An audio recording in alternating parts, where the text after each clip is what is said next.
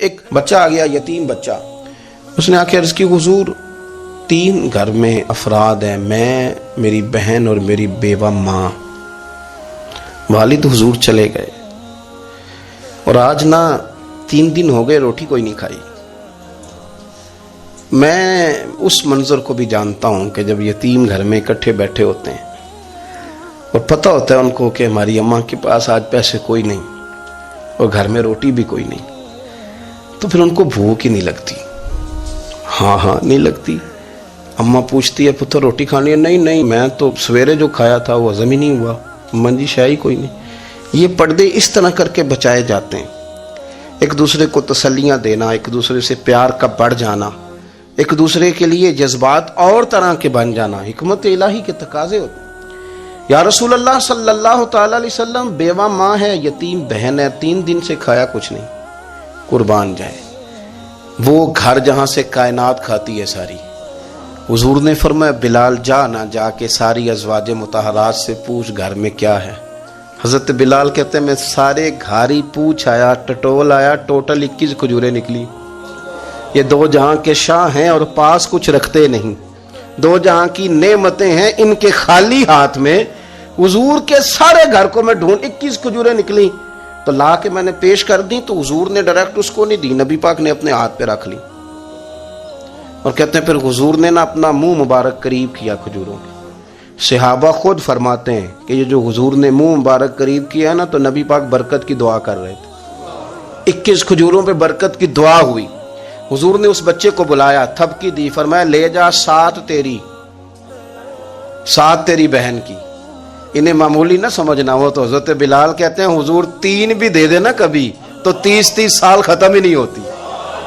30 سال گزر جاتے ہیں، نکالتے رہو کھاتے رہو، ختم ہی نہیں ہوتی. حضرت سیدنا ابو ہریرہ رضی اللہ تعالیٰ عنہ فرماتے ہیں حضور نے فرمایا 7 تیری، 7 تیری بہن کی، 7 تیری والدہ کی، اور 7 حضور نے اور بھی تلقین فرمائی. فرمایا ایک سویرے کھایا کرنا، ایک شام کو کھایا کرنا. لے جا. حضرت سیدنا بلال حبشی کہتے ہیں رضی اللہ تعالیٰ عنہ کہ بچہ لے کے جب باہر نکلا تو حضرت سیدنا معاذ ابن جبل دوڑ کے گئے اور جا کے بچے کے سر پہ شفقت سے ہاتھ پھیرا. کا فکر نہ کرنا، رب کریم تجھے بہترین سرپرست عطا کرے گا. پتر پریشان نہ ہونا، اللہ تیری مدد کرے گا. صرف حوصلہ دیا، سر پہ دست شفقت پھیرا. بچہ چلا گیا تو حضور نے فرمایا معاذ ادھر آؤ نا ذرا.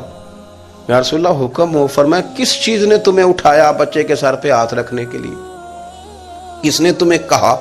کس چیز نے تمہیں اٹھایا جو تم بچے تک پہنچ گئے؟ عرض کی یا رسول اللہ وہ جو میرے دل میں اللہ نے یتیم کے لیے رحمت رکھی ہے نا اس نے مجھے اٹھایا تھا، اور میں نے جا کے اس کے سر پہ دست شفقت پھیرا. تو حضور فرمانے لگے سن پھر، جو کسی یتیم کے سر پہ خالی ہاتھ بھی پھیر دے، جتنے بال اس کے ہاتھ کے نیچے آئیں گے نا رب اتنی خطائیں معاف کرے گا، اتنی نیکیاں دے گا، اتنے درجے اس کے بلند کر دے گا. خالی دست شفقت ہی پھیر دے. دینا دلانا تو بعد کی بات ہے، اس کا خیال رکھنا. تو یہ جو ہمارے مدارس ہیں نا ان میں اکثر بچے غریب ہوتے ہیں، لیکن کچھ بچے تگڑے گھروں کے بھی ہوتے ہیں، مالدار گھروں کے بھی ہوتے ہیں. اس میں اگر کوئی ایسا بچہ آ بھی جاتا ہے نا جو یتیم ہے، کمزور ہے، تو وہ اپنے آپ کو محسوس نہیں کرتا کمزور، کیونکہ وہ یہ نہیں سمجھتا کہ میں یتیم خانے میں آیا ہوں. اس کے ذہن میں مائنڈ سیٹ یہ ہوتا ہے کہ میں مدرسے میں آیا ہوں اور میں پڑھنے کے لیے آیا ہوں.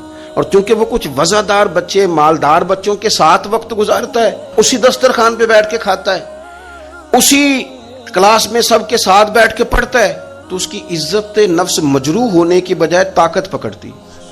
وہ برابری کی سطح پہ جب آتا ہے تو اسے محسوس ہوتا ہے کہ مجھے عزت دی جا رہی. اس لیے مدارس اسلامیہ میری نظر سب سے مضبوط جگہ ہیں جہاں مساکین کی، یتیموں کی، غریبوں کی صحیح معنوں میں کفالت بھی ہوتی ہے، تعلیم بھی ہوتی ہے، عزت بھی ہوتی ہے، تربیت بھی ہوتی ہے.